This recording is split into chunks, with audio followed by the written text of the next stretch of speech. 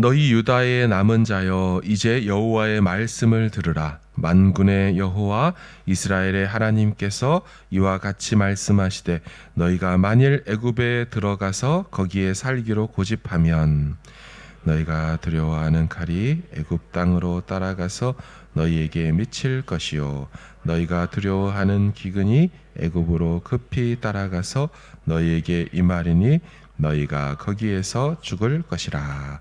무릇 애굽으로 들어가서 거기에 머물러 살기로 고집하는 모든 사람은 이와 같이 되리니 곧 칼과 기근과 전염병에 죽을 것인즉 내가 그들에게 내리는 재난을 벗어나서 남을 자 없으리라. 만군의 여호와 이스라엘의 하나님께서 이와 같이 말씀하시되 나의 노염과 분을 예루살렘 주민에게 부은 것 같이 너희가 애굽에 이를 때에 나의 분을 너희에게 부으리니 가증함과 놀램과 저주와 치욕거리가 될 것이라. 너희가 다시는 이 땅을 보지 못하리라 하시도다. 유다의 남은 자들아, 여호와께서 너희를 두고 하신 말씀에 너희는 애굽으로 가지 말라 하셨고 나도 오늘 너희에게 경고한 것을 너희는 분명히 알라. 너희가 나를 너희 하나님 여호와께 보내며 이르기를 우리를 위하여 우리 하나님 여호와께 기도하고 우리 하나님 여호와께서 말씀하신 대로 우리에게 전하라. 우리가 그대로 행하리라 하여 너희 마음을 속였느니라. 너희 하나님 여호와께서 나를 보내사 너희에게 명하신 말씀을 내가 오늘 너희에게 전하였어도 너희가 너희 하나님 여호와의 목소리를 도무지 순종하지 아니하였은즉 너희가 가서 머물려고 하는 곳에서 칼과 기근과 전염병에 죽을 줄 분명히 알지니라. 아멘. 오늘 본문은 어제 나눈 것처럼 나라가 망하고 그러나 끌려가지 않거나 사실은 끌려가지 못한 사람들 이야기입니다. 망한 나라, 파괴된 도시에 남아서 살아가는 사람들에 관한 이야기라는 겁니다. 문제는 남겨진 이 땅에서 자기들끼리 잘 살면 좋았겠지만 사고를 쳤습니다. 바벨론 군대를 건드리고 죽인 것이죠. 그래서 이제 곧 어떻게 될지 모르는 상황 속에서 이들은 선지자 예레미야에게 기도를 부탁했습니다. 선지자는 그 기도 부탁 내용으로 10일간 기도했고 여호와의 응답을 받았습니다. 내용인즉슨 걱정하지 말고 내 말을 믿고 이 땅에 거주하며 살아라. 그러나 내 말을 못 믿고 살 길이라고 찾아 이집트로 들어갔다가는 큰일 날 줄 알아라. 자, 오늘 본문에서는 애굽, 이집트로 가게 될 때 일어날 일들에 대해서 설명해 주십니다. 내 말을 안 믿고 이집트 애굽으로 간다면 지금 너희가 두려워하는 그 칼이 너희를 따라가서 거기서 죽을 것이다. 지금 너희들이 두려워하는 기근, 굶어 죽는 일, 그게 이집트로 따라가서 너희들이 굶어 죽을 것이다. 무슨 저주가 걸린 것처럼 그들이 피해 도망가는 곳에까지 칼과 기근도 따라가고 거기서 그렇게 될 거다. 칼에 죽든지 기근에 죽든지 둘 중에 하나로 죽을 거다. 그렇게 말씀하시곤 17절에 하나를 더 추가하시는데 그건 전염병으로 죽을 것이다 입니다. 17절 무릇 애굽으로 들어가서 거기에 머물러 살기로 고집하는 모든 사람은 이와 같이 되리니 곧 칼과 기근과 전염병에 죽을 것인즉 내가 그들에게 내리는 재난을 벗어나서 남을 자가 없을 것이다. 정말 무서운 저주가 아닙니까? 네가 어디로 가든지 칼이 따라가고 네가 어디로 가든지 기근이 따라가고 네가 어디로 가든지 전염병이 따라가서 네가 반드시 죽으리라. 근데 제가 이 말씀을 묵상하다 보니 지금 이 워딩에도 매우 비슷한 어떤 구조의 말씀이 생각나는 분이 있을 것 같습니다. 무엇일까요? 시편 23편을 보면 여호와는 나의 목자시니 내가 부족함이 없으리로다. 이 시편 23편의 마지막 6절을 보면 어떻게 끝이 납니까? 너의 평생에 선하심과 인자하심이 반드시 나를 따르리니 내가 여호와의 집에 영원히 살리로다.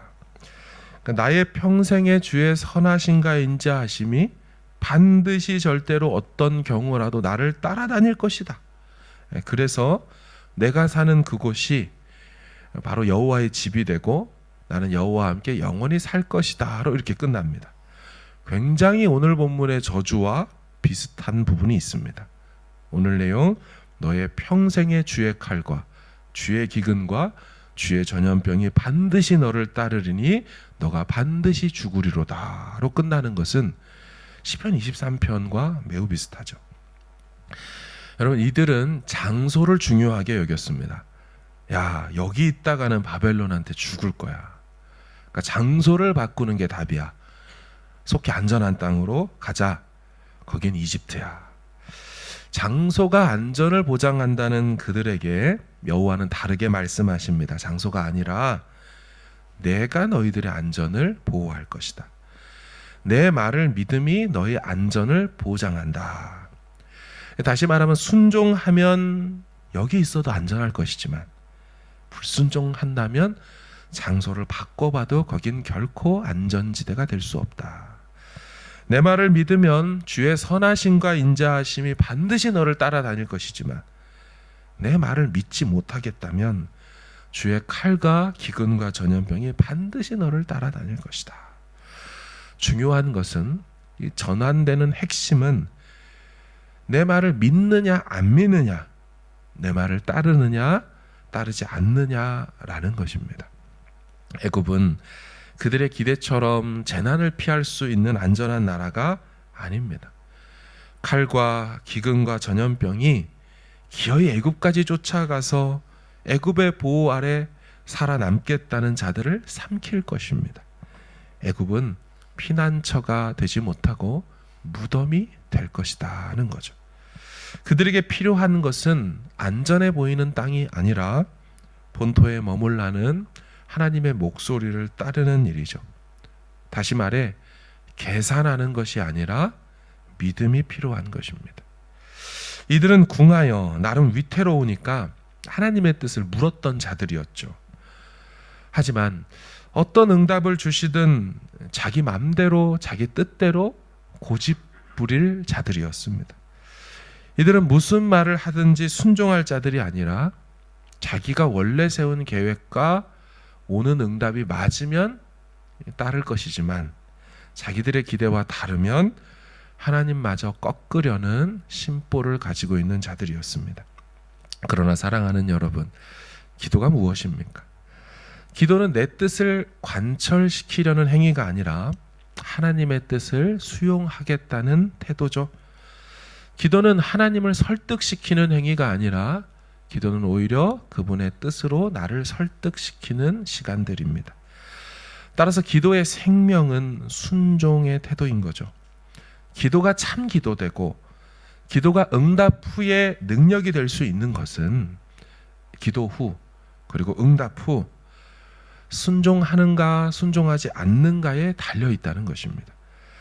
아무리 열심히 간절히 기도해도 그리고 그 놀라운 기적 같은 응답이 내게 와도 그 응답의 말씀에 순종하지 않겠다면 기도도 응답도 아무 소용이 없는 것입니다. 순종하려는 마음이 없는, 순종으로 이어지려고 하지 않는 기도는 다 자기 기만이고 자기 가식이고 스스로를 위태롭게 하는 행동이 될 것입니다. 사랑하는 여러분, 오늘 본문의 하나님의 모습은요, 어떻게 보면 참 집요해 보이십니다. 이집트로 가겠다고? 기어이 그렇게 하겠다고?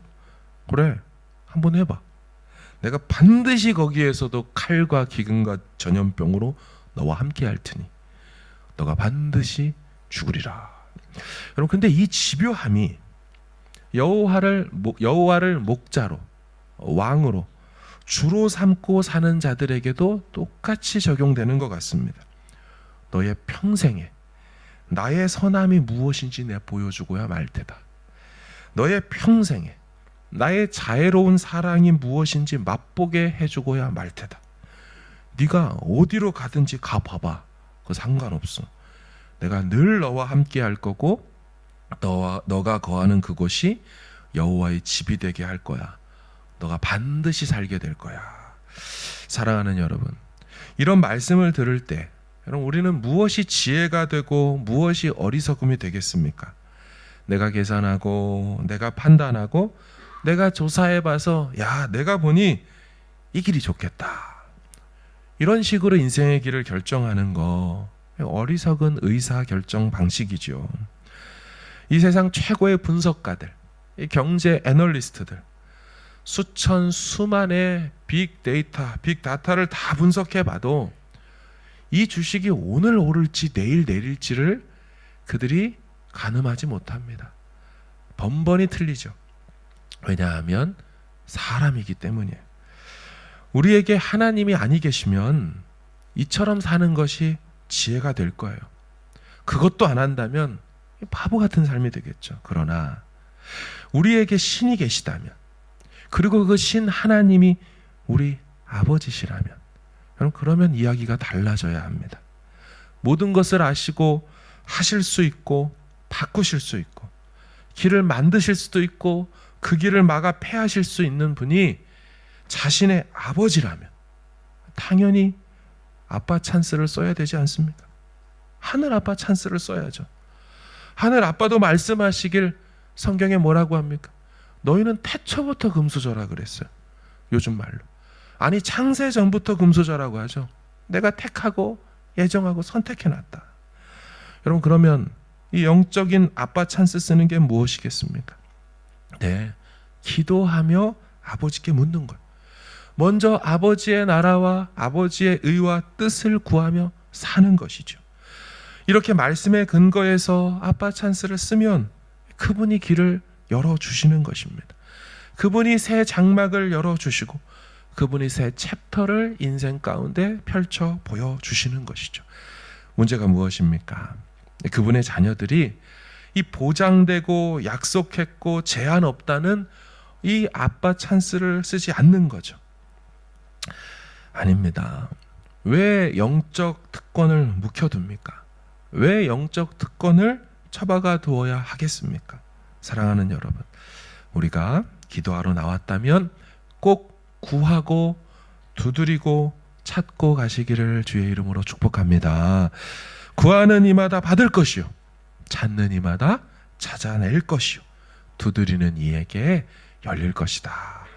너희 중에 누가 아들이, 잘 보세요, 성경은요 기도를 얘기할 때마다 늘 아버지와 자녀의 관계로만 얘기합니다. 너희 중에 누가 아들이 떡을 달라 하는데 돌을 주고 생선을 달라 하는데 뱀을 줄 사람이 있겠느냐? 너희가 악할지라도 자기 좋은 것으로 자식에게 줄 알거든.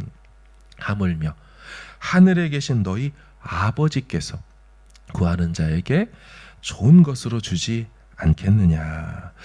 주께 구하여 받으며 살아가는 모두 되길 바랍니다. 그리고 아버지께로부터 받았다면 그 받은 말씀대로 살아가는 거예요. 여호와를 나의 목자로 삼고 사는 그분의 어린 양들에게 주께서 당신의 선하심이 무엇인지 맛보아 알게 해주겠대요. 당신의 이 친절하고 배려 깊은 사랑이 무엇인지 내가 네 인생에 따라다니면서 보여주겠다.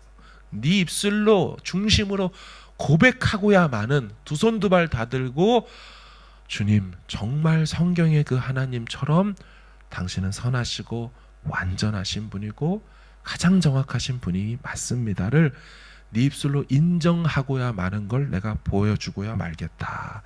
이 하나님의 집요하고 인생을 이 트래킹하시는, 추적하시는 끊임없는 끈질긴 그분의 열심 있는 사랑이 우리의 삶 가운데 기도를 통하여 체험되고 경험될 수 있기를 간절히 주의 이름으로 축원합니다. 아멘.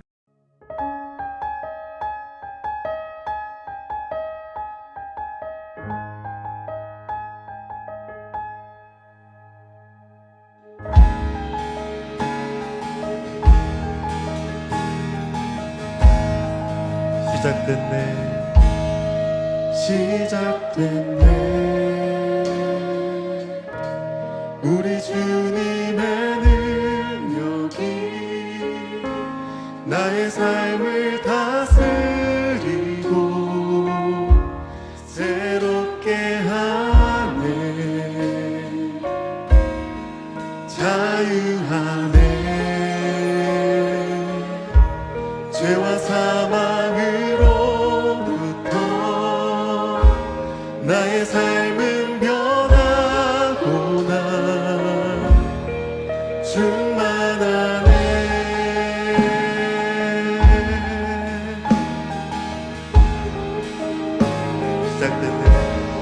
시작됐네. 우리 주님의 능력이 나의 삶을 다스리고 새롭게 하네. 자유하네. 죄와 사망으로부터 나의 삶은 변하고 나 충만하네. 은혜로다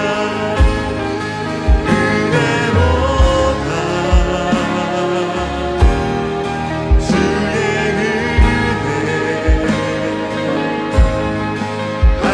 한량없는 주의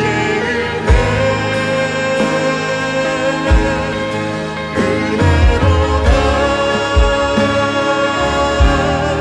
주의 은혜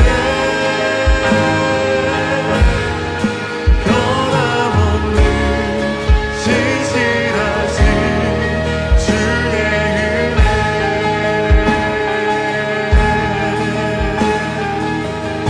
다시 한번 찬양하실 때 우리 자리에서 일어나서 주님의 은혜를 찬양합시다.